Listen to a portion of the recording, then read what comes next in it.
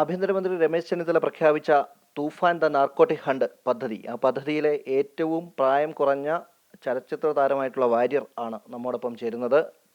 ആദി കേശവ്. സിദ്ധു എന്ന സിനിമയിലൂടെയാണ് ഈ ഈ നാർക്കോ ഈ ഈ ഈ പദ്ധതിയുടെ ഭാഗമാകുന്നത്. അദ്ദേഹത്തെ ഏറ്റവും പ്രായം കുറഞ്ഞ വാര്യറായി കഴിഞ്ഞ ദിവസം മന്ത്രി പ്രഖ്യാപിക്കുകയും ചെയ്തു. ആദി കേശവ്, എല്ലാവിധ ആശംസകളും. ആദ്യം തന്നെ സിനിമ ഇപ്പോൾ ഉടൻ പുറത്തിറങ്ങും. സിനിമ തന്നെ ഇത്തരമൊരു പ്രമേയമാണ്, ലഹരിക്കെതിരെയുള്ള ഒരു പ്രമേയമാണ് കൈകാര്യം ചെയ്യുന്നത്. ഒപ്പം തന്നെയാണ് ഇപ്പോൾ ആദി കേശവിനെ ഇപ്പം വാര്യറായി പ്രഖ്യാപിച്ചിരിക്കുന്നത്. എന്താണ് പറയാൻ? എനിക്ക് വളരെ സന്തോഷമുണ്ട്. നാർക്കോട്ടിക് ഹണ്ടിൻ്റെ എതിരെയാണ് തൂഫാൻ എന്ന ഒരു പദ്ധതി തയ്യാറാക്കിയിരിക്കുന്നത്.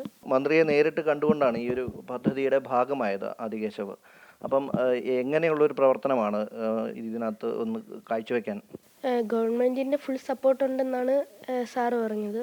സിനിമയിലും ആ ഒരു തീം തന്നെ വരുന്നു. എത്രാം ക്ലാസ്സിലാണ് പഠിക്കുന്നത്? എങ്ങനെയാണ് ഈ സിനിമയിലേക്ക്, ഇത്തരമൊരു സിനിമയിലേക്ക്? ഇത് ഇപ്പം തന്നെ ലഹരിക്കെതിരെയുള്ള ആദ്യത്തെ സിനിമ എന്ന് പറയുന്നത് തന്നെ അത് ലഹരിക്കെതിരെ ഉള്ളൊരു സിനിമയാണ്. സ്കൂളുകളിൽ എത്രത്തോളം അംഗീകാരമായിരുന്നു ലഭിച്ചിരുന്നത് ഈ സിനിമയ്ക്ക് ശേഷം? ഞാൻ 7th സ്റ്റാൻഡേർഡിൽ പഠിക്കുന്നു. ഒരു 1 day വർക്ക്ഷോപ്പിലായിരുന്നു, ആക്ടിങ് വർക്ക്ഷോപ്പിലായിരുന്നു ഞാൻ അഭിനയിച്ചിരുന്നത്. അപ്പോൾ അതിൽ സാർ എന്നെ കണ്ടപ്പോൾ ഇഷ്ടപ്പെട്ടു, അങ്ങനെ എന്നെ വിളിച്ചു. പിന്നെ ഈ തൂഫാൻ വാരിയറായി കഴിഞ്ഞിട്ട് ക്ലാസ്സിലെയും സ്കൂളിലെ എല്ലാവരും എനിക്ക് നല്ല ഇതായിട്ടുണ്ട്, ആയതിൽ സന്തോഷമുണ്ടെന്നൊക്കെ പറയാറുണ്ട്. ആദി കേശവൻ്റെ അമ്മമ്മയാണ് ഈ ഒരു ഇത്തരമൊരു സപ്പോർട്ട് കൂടി കൊച്ചുമകന് കൂടി നൽകുന്നത്. അമ്മയും കൂടി നമ്മോടൊപ്പം ചേരുകയാണ്.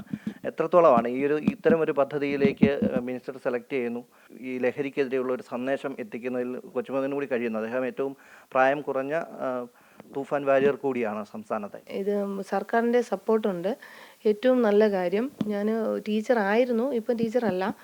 പക്ഷേ നമ്മുടെ സ്കൂൾ ലെവലിൽ നിന്ന് തന്നെ ഈ ഒരു അവബോധം കുട്ടികളിൽ ഉണ്ടാക്കിയെടുക്കുന്നത് ഏറ്റവും നന്നായിരിക്കും.